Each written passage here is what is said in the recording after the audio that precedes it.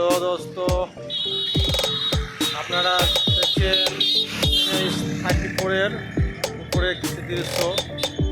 তো আপনারা তা বুঝতে পারবেন পিছনে গাড়িগুলো আসছে, এবং দেখতে যদি ভালো লাগে অবশ্যই আপনারা দেখুন যে সকালের ভিউজটা কতটা সুন্দর আর কতটা নির্মল এলাকা আপনারা বুঝতে পারবেন।